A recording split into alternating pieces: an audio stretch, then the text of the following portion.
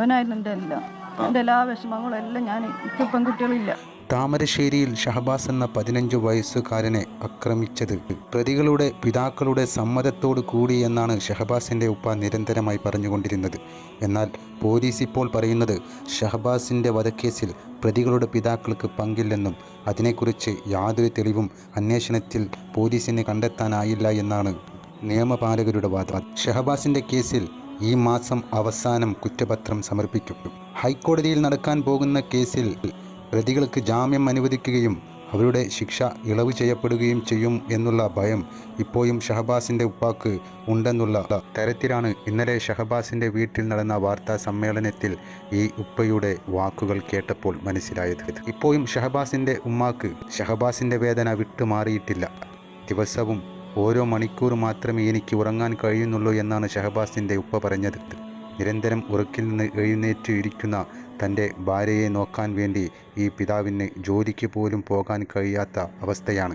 1 വയസ്സുള്ള ഇളയ മകനെ പോലും നോക്കുവാനിപ്പോൾ തൻ്റെ ഭാര്യയായ ഷഹബാസിൻ്റെ ഉമ്മാക്ക് ഷഹബാസിൻ്റെ വേദനയിൽ വിഷമത്താൽ കഴിയുന്നത് കൊണ്ട് കഴിയുന്നില്ല എന്നാണ് ഷഹബാസിൻ്റെ ഉപ്പ പറയുന്നത്. എന്തുകൊണ്ടാണ് ഷഹബാസിൻ്റെ ഓർമ്മകൾ ഉമ്മാനെ വല്ലാതെ വേദനിപ്പിക്കുന്നു എന്ന് ശ്രീകണ്ഠൻ നായരുടെ വാക്കിന് മറുപടിയായി ഷഹബാസിൻ്റെ ഉമ്മ പറഞ്ഞത് അവൻ എൻ്റെ എല്ലാമായിരുന്നു എന്നാണ്. എനിക്ക് എന്തൊരു വിഷമമുണ്ടെങ്കിലും അത് ഞാൻ എൻ്റെ ഷഹബാസിനോടാണ് പറയാറുള്ളത്. അവനില്ലാതായതെനിക്ക് സഹിക്കാനാകുന്നില്ല എന്നാണ് ഷഹബാസിൻ്റെ ഉമ്മ പറഞ്ഞത്.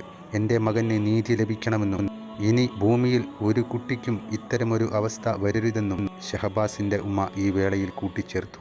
ഇതുവരെ ഷഹബാസിൻ്റെ വേദനയിൽ നിന്ന് ഈ ഉമ്മാക്ക് മോചനം ലഭിച്ചിട്ടില്ല. ഷഹബാസിനെ നെഞ്ചക്ക് കൊണ്ട് ആക്രമിച്ച കുട്ടി ക്രിമിനൽ പശ്ചാത്തലമുള്ളതാണെന്ന് ഇവിടെ അന്വേഷിച്ചാൽ പോലും മനസ്സിലാകുമെന്നാണ് ഷഹബാസിൻ്റെ ഉപ്പ പറഞ്ഞത്. ഷഹബാസിന് നീതി ലഭിക്കണം, അതല്ലെങ്കിൽ ഇനി ഒട്ടേറെ ഷഹബാസുകൾക്ക് ഈ ദുരന്തം വന്നെത്തും. 1 മണിക്കൂറാണ് പറഞ്ഞത്. ഇവിടെ നീറ്റിങ് കഴിഞ്ഞ് പോയി കളയുന്നത് മാനസികമായിട്ടുള്ള ഒരു ഇത് റെഡിയാണ്. എനിക്ക് പുറത്ത് പോകാൻ കഴിയില്ല. 1 വയസ്സായ മകനുണ്ട്. ഇതൊക്കെ നമ്മളെ പച്ചയായ സത്യമാണ്. നമ്മൾ വീടിൻ്റെ പണി ഇങ്ങനെ ആക്കി വെച്ചാൽ കഴിഞ്ഞാൽ അവന് പഠിക്കണം, അവന് സമൂഹത്തിൽ അറിയാം, ഏവിയേഷന് പഠിക്കണം, നിങ്ങൾ കടാക്കി വീട് ഉണ്ടാക്കണ്ട എന്നൊരു ചിന്താഗതി അവൻ്റെ ഉള്ളിലുണ്ട്. ഇന്നിപ്പോൾ അവൻ്റെ ഓരോരോ വരച്ച കാര്യങ്ങളും അവനതാപ്പണ ഒരു ചേതക്കൊക്കെ നമ്മളെ കാർഡ്ബോർഡ് കൊണ്ട് ഉണ്ടാക്കി വെച്ചിട്ടുണ്ട്. അതൊക്കെ കണ്ടു കഴിയുന്ന സമയത്ത് ഇവിടെയുള്ള ആളുകളൊക്കെ പറയും, ഇത് നിങ്ങൾ കോടതിക്ക് നിങ്ങൾ സമർപ്പിക്കണം, ഇത് കാണട്ടെ. അതായത് ഇത്രയും ഒരു കുട്ടി സമർത്ഥനായ കുട്ടിയാണ്. അപ്പോൾ അതുകൊണ്ട് ഇടയ്ക്കാണെങ്കിൽ അവരുടെ ബന്ധുക്കൾ കളിയാക്കുന്നതിൻ്റെ ചർച്ച താങ്കൾ പറയാൻ ഇപ്പോഴും പ്രശ്നമുണ്ട്. അവർ ഒരു പുണ്യകർമ്മം ചെയ്ത രീതിയിൽ ഇവിടെ അഭിവാദ്യം ചെയ്തും കഴിഞ്ഞാൽ ഒരു അങ്ങാടി കൂടി നടക്കുന്നത്. അവനായിരുന്നു എൻ്റെ എല്ലാ വിഷമങ്ങളും എല്ലാം. എനിക്ക് പെൺകുട്ടികളില്ല. അപ്പോൾ 4 കുട്ടികൾ.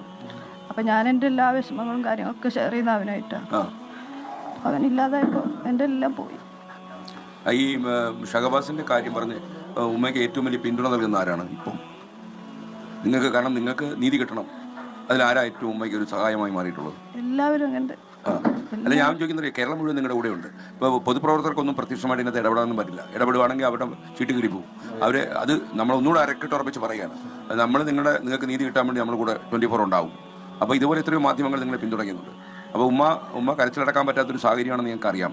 എന്നാലും ഉമ്മയുടെ വേദന മലയാളിക്ക് മനസ്സിലാകുന്നുണ്ട്, മലയാളി വീട്ടമ്മമാർക്ക് മനസ്സിലാകുന്നുണ്ട്, പ്രേക്ഷകർക്ക് മനസ്സിലാകുന്നുണ്ട്.